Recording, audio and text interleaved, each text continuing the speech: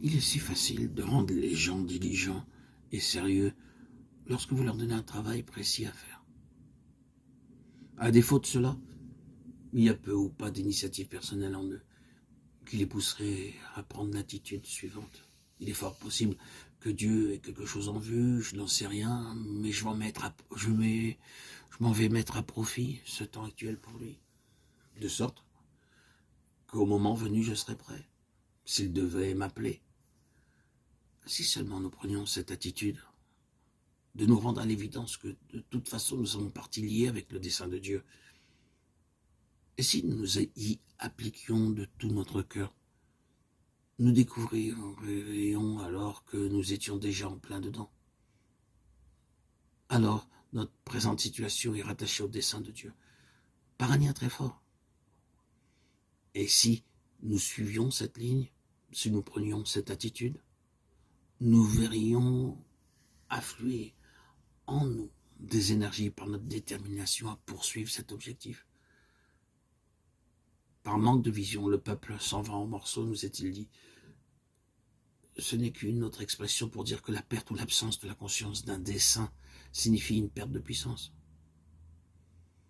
Rien n'est plus destructeur d'énergie que la perte du sentiment d'être gouverné par un dessein. Rien n'est plus démoralisant que de perdre le sens d'un dessein bien défini.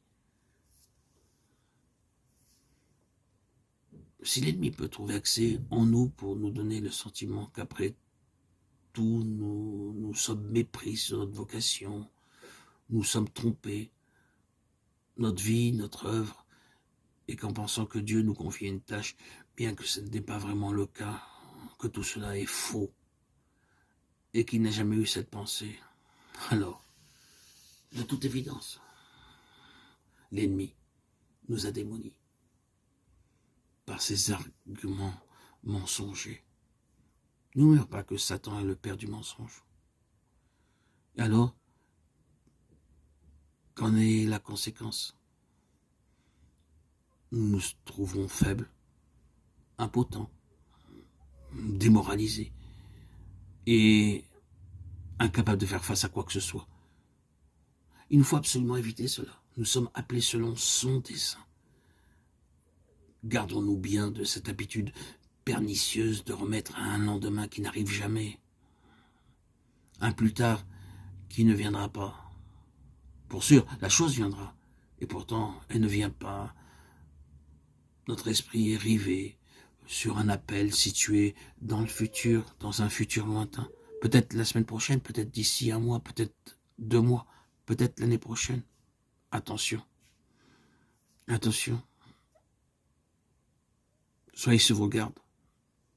Soyez vigilants. Veillez. Discernez quand le diable veut agir. Car ici, c'est son moyen pour gaspiller notre vie. C'est aujourd'hui et aujourd'hui seulement le jour où il nous faut connaître le Seigneur davantage et autant que possible.